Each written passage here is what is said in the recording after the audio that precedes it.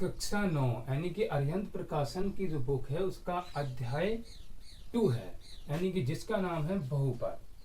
और कुछ मैंने वीडियो बनाए थे तो उसके माध्यम से उसी के आगे मैं ये जो चैप्टर लेके आया हूँ उसका जो बेसिक है, अभी एक्सरसाइज मैंने शुरू नहीं की है, इस वजह से पहले बेसिक समझना पड़ेगा। इसलिए तो देखो, सबसे पहले बहुपद के पद और गुणांक।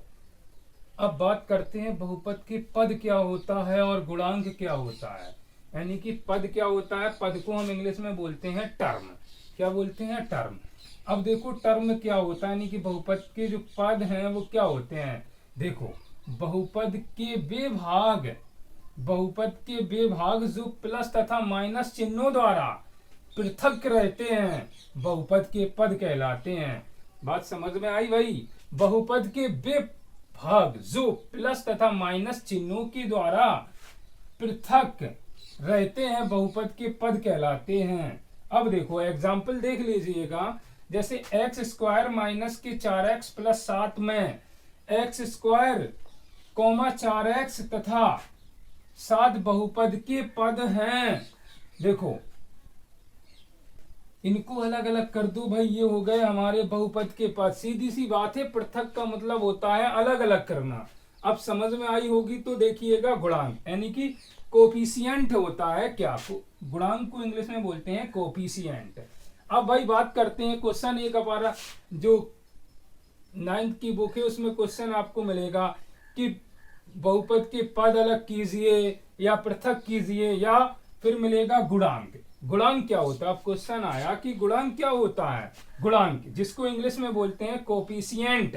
यदि किसी चर राशि में किसी अचर राशि से गुणा किया जाए, यदि चर राशि में किसी अचर राशि से गुणा किया जाए तो यह अचर राशि दी गई चर राशि का गुणांक कहलाती है। क्या कहलाती है? गुणांक। अब देखो जैसे एग्जाम्पल देख लीजिएगा, बहुपद मान लीजिएगा एक्स स्क्वायर माइनस के 4x प्लस 7 में। अब आपसे क्वेश्चन किया जाए, आपसे एक क्वेश्चन आया कि एक्स स्क्वायर का गुणांक क्या है। भाई एक्स स्क्वायर का गुणांक 1 है, यानी कि जो इसके गुणा में। अब इसमें भाई एक का गुणा, जैसे मान लीजिएगा एक्स स्क्वायर लिखा है, अब आपसे यही इतना ही पूछा जाए, अब हमें एक्स स्क्वायर का गुणांक निकालना है, तो अब इसमें अपने तरफ से 1 का गुणा कर दोगे तो कोई प्रॉब्लम होगी? तो यही तो होगा एक्स स्क्वायर ही। तो इसीलिए हम बोल सकते हैं कि एक्स स्क्वायर का गुणांक 1 है। अब पूछा गया है कि एक्स का गुणांक, यानी कि एक्स का गुणांक क्या है? -4। क्या है? -4। अब आपको एक क्वेश्चन है, मान लीजिएगा 7x स्क्वायर प्लस 2x में एक्स स्क्वायर का गुणांक क्या होगा? कमेंट बॉक्स में जरूर बताइएगा इस क्वेश्चन का आंसर।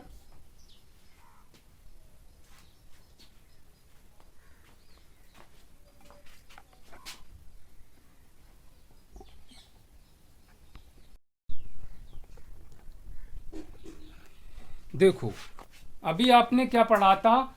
बहुपद के पद तथा गुणांक। अब देखो बहुपद की घात यानी डिग्री ऑफ पॉलिनोमियल। एक बहुपद में चर की अधिकतम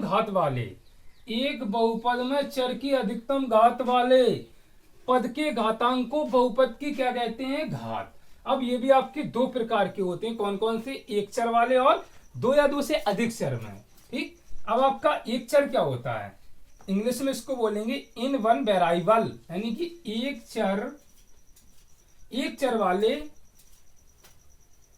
चर वाले बहुपद की स्थिति में चर की अधिकतम घात बहुपद की क्या कहलाएगी? बहुपद की घात कहलाएगी। अब देखिएगा एग्जाम्पल देखिएगा, जैसे देखिएगा √2 माइनस के y की पावर 3 प्लस y की पावर 5 प्लस 2y की पावर 6। 2y की पावर क्या 6। अब इसमें y में घात 6 का बहुपद होगा। अब इसमें आपसे क्वेश्चन किया जाए कि भाई इसकी हमें घात ज्ञात करनी है, जो सबसे बड़ी घात होगी वही इसका आंसर हो जाएगा। समझ में आया? अब मैं आपको एक क्वेश्चन दे रहा हूं जो कमेंट बॉक्स में आपको इसका आंसर देना है। x की पावर 3 प्लस 2x में बहुपद की घात क्या है?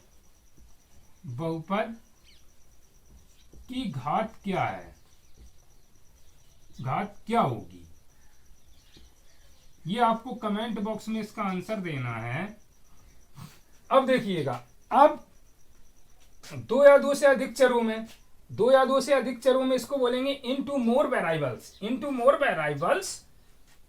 अब देखिएगा, देखो 2 या 2 से अधिक, 2 या 2 से यानी कि 1 से अधिक, 2 या 2 से अधिक चर वाले बहुपद की स्थिति में प्रत्येक पद में चरों की घात, यानी कि प्रत्येक पद में चरों की घात लेते हैं तथा किसी भी पद में प्राप्त अधिकतम योग, देखो चरों की जो घात लेंगे उनका अधिकतम योग को बहुपद की क्या कहेंगे? घात कहलाती है। ठीक, घात कहलाती। अब एग्जांपल देख लीजिएगा, 3x की power 3 minus 7x square y square plus 8।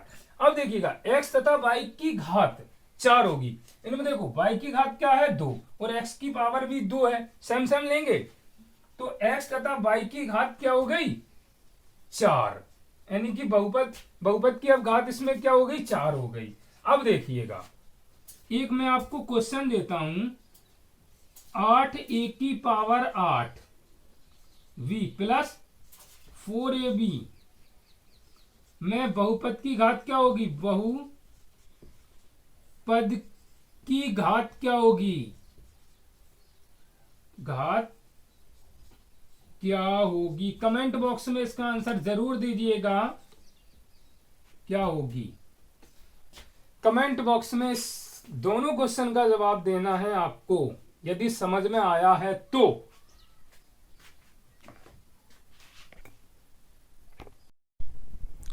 देखो अभी आपने किसके बारे में जाना? अभी आपने जाना बहुपद की घात के बारे में। अब देखिएगा, बहुपद की घात के बाद है बहुपदों का वर्गीकरण। अब देखिएगा बहुपदों का वर्गीकरण क्या होता है भाई? देखो इसको इंग्लिश में बोलेंगे classification of the polynomial, classification of the polynomial. बहुपद का वर्गीकरण मुख्यतः 2 प्रकार से होता है, यानी कि 2 प्रकार से किया जाता है या होता है, कुछ भी हो। देखो नंबर 1, पदों की संख्या के आधार पर और घात की संख्या के आधार पर। कितने? 2 प्रकार से होता है, पदों की संख्या के आधार पर और घात की संख्या के आधार पर। अब देखिएगा 2 प्रकार से हुआ। अब इसी में क्वेश्चन आया कि पदों की संख्या के आधार पर होता है तो क्या होता है? देखो पदों की संख्या के आधार पर, on the basis of the number of the term, on the basis of the number of term. अब देखिएगा पदों की संख्या के आधार पर बहुपद को 3 भागों में बांटा गया है।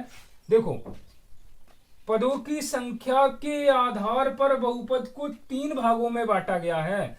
नंबर 1 हो गया एक पदीय बहुपद, यानी कि मोनोमेल, और नंबर दूसरा हो गया आपका द्विपदीय बहुपद यानी कि बाइनोमेल, और नंबर तीसरा हो गया त्रिपदीय बहुपद यानी कि ट्रिनोमेल। अब देखिएगा एक पदीय बहुपद क्या होता है? देखिएगा एक पदीय बहुपद क्या होता है?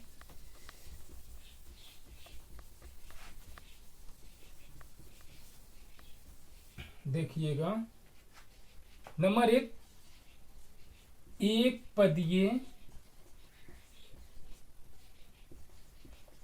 बहुपद, एक पदीय बहु इसको बोलेंगे,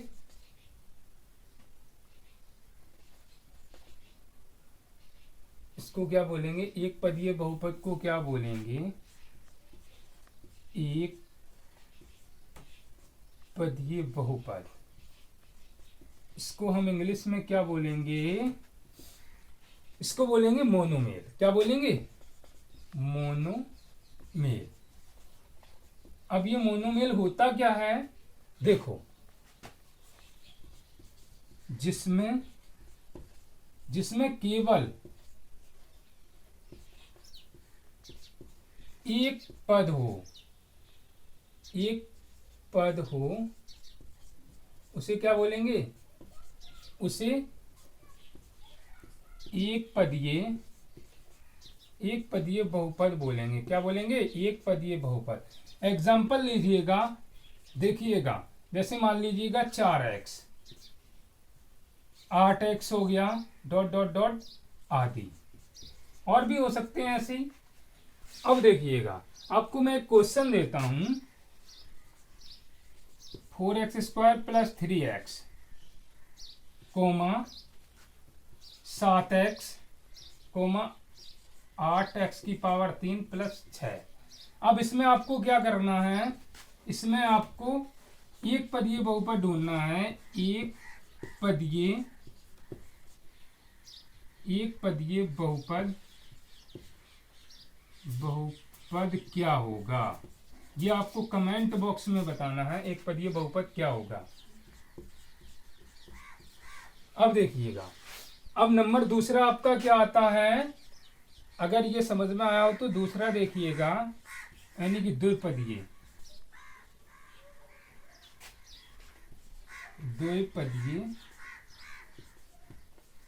बहुपद। देखो, द्विपदीय बहुपद क्या होता है? इसको इंग्लिश में बोलेंगे बाइनोमियल। क्या बोलेंगे? बिनोमियल। इसको इंग्लिश में बोलेंगे। अब जिसमें दो पद दिए हों, जिसमें दो पद दिए हों, उसे हम क्या बोलेंगे? उसे द्विपदीय बहुपद बोलेंगे। बहुपद कहते हैं। एग्जाम्पल देखिएगा,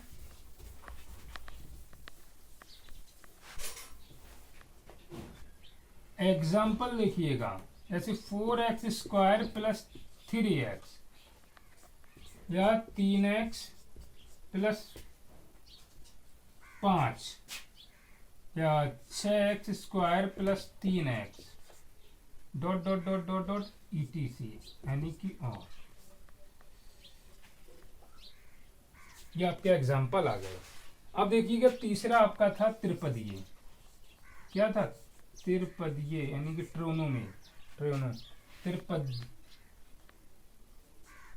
त्रिपदीय बहुपद, इसको इंग्लिश में बोलते हैं ट्रोनोमी। देखिएगा, इसमें जिसमें तीन पद दिए हों, जिसमें तीन पद दिए हों, त्रिपदीय बहुपद कहलाता। क्या? त्रिपदीय बहुपद कहलाता है। एग्जाम्पल देख लीजिएगा। एग्जाम्पल, त्रिपदीय बहुपद का एग्जाम्पल देखिएगा। देखो, 4x² + 8x + 2। देखो, इसमें तीन पद हैं, 1 2 3। ये आपका एग्जाम्पल हो गया त्रिपदीय का।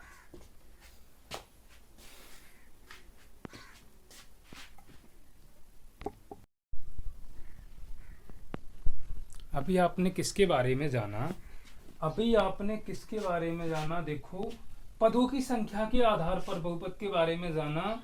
अब देखिएगा, चर के आधार पर, यानी कि नंबर 2 क्या है? चर के आधार पर।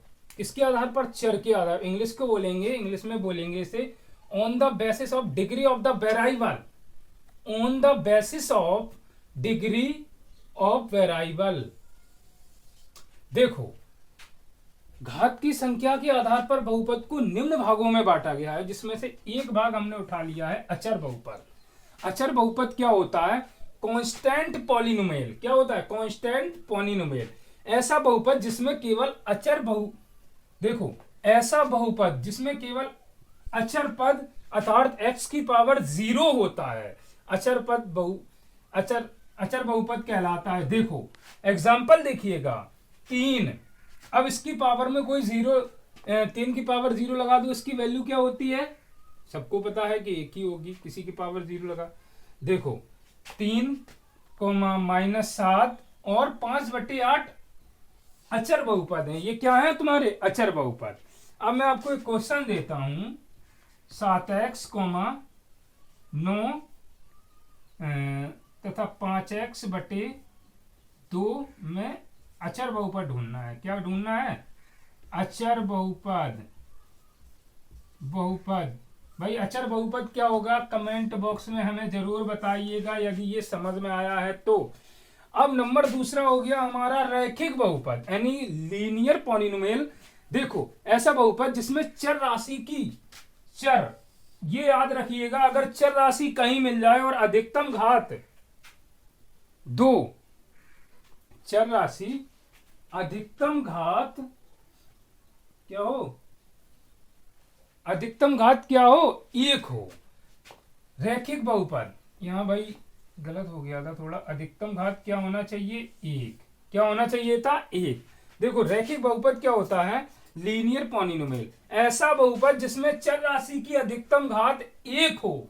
क्या हो? अधिकतम घात 1 हो, रैखिक बहुपद कहलाएगा। अब देखो x की घात क्या है?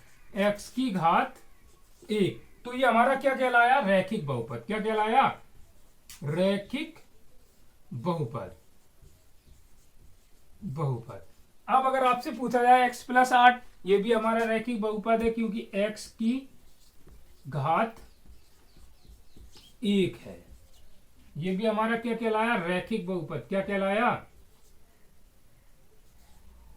रैखिक बहुपद। और भी इसमें है बहुत सारे इसी प्रकार, इसी क्रम से आप इसको पढ़िएगा, जिससे कि आपको जो बहुपद है, आपको बहुपद का क्वेश्चन अगर कहीं से भी हो, आप देख के बता दोगे ये क्या है और ये कैसे सॉल्व होगा, हर वो तरीका मिलेगा इसमें तुम्हें।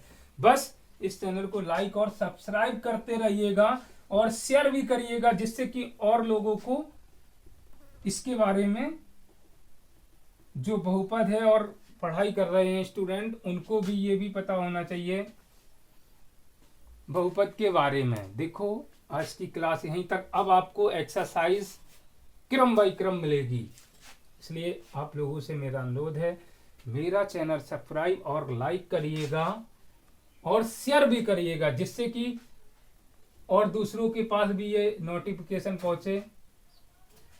धन्यवाद।